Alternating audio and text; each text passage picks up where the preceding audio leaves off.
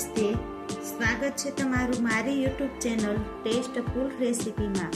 તો ચાલો આજે બનાવીશું સાતમ આઠમમાં ખાવામાં આવે તેવું સ્પેશિયલ રાયતું।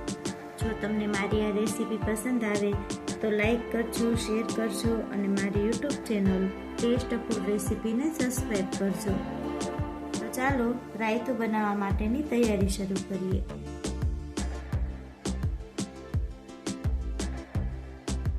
રાયતું બનાવવા માટે એક વાટકીઓ દહીં લીધું છે। દહીં છે તે મોળું લીધું છે। મોળું દહીં લેવાથી રાયતાનો ટેસ્ટ છે તે સારો આવે છે। તેમાં એડ કરવા માટે 1 ચમચી રાઈ લીધી છે, 1 ચમચી આખું જીરું, 1 ચમચી લસણની પેસ્ટ, 1 ચમચી લાલ મરચું, ઝીણી સેવ લીધી છે અને કોથમીર લીધી છે। તો ચાલો હવે રાયતું બનાવવાની શરૂઆત કરીશું। રાઈને વાટી લેશું, પાટલી ઉપર એડ કરી દેશું અને આ રીતે વેલણથી પ્રેસ આપી અને રાઈને વાટી લેવાની છે।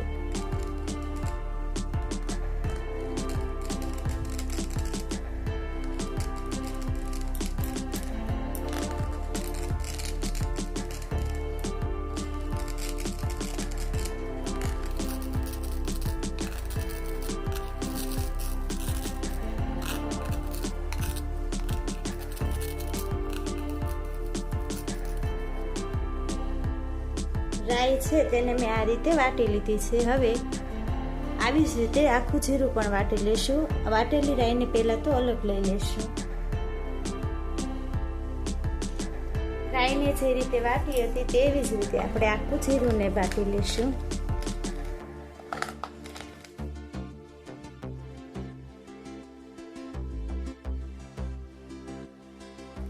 આવી રીતે રાઈ અને જીરાને વાટીને એડ કરવાથી રાયતાનો ટેસ્ટ ખૂબ સારો આવે છે।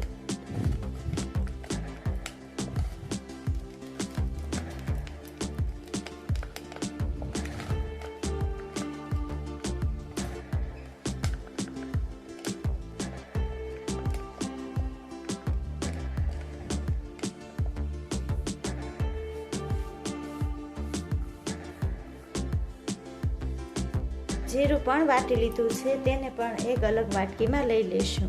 એમાં આપણે જે સામગ્રી એડ કરવા માટે લીધી હતી તે એડ કરી દેશું। રાઈ એડ કરી દેશું વાટેલી, આખું જીરું, લસણની પેસ્ટ એડ કરી દેશું, લાલ મરચું આપણે જેટલું તીખું ખાતા હોઈએ તે પ્રમાણે એડ કરવાનું, સ્વાદ અનુસાર મીઠું એડ કરી દેશું।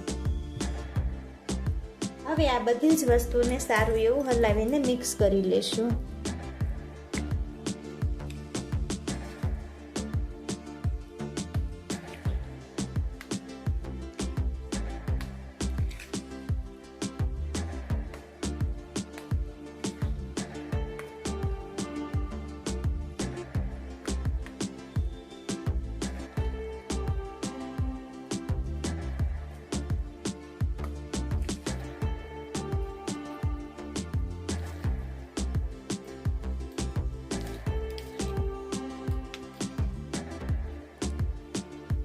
તો બધી જ વસ્તુ હલાવીને મિક્સ કરી લીધી છે। હવે રાયતાને એક અલગ વાસણમાં લઈ અને સર્વ કરીશું।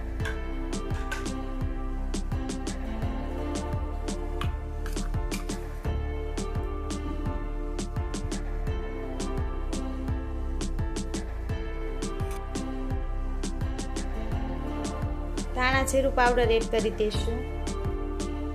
ફરીવાર થોડું એવું લાલ મરચું એડ કરીશું।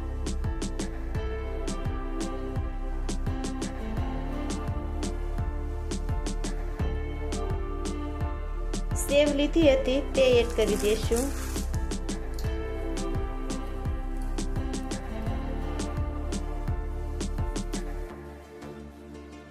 સમારેલી કોથમીર એડ કરી દેશું।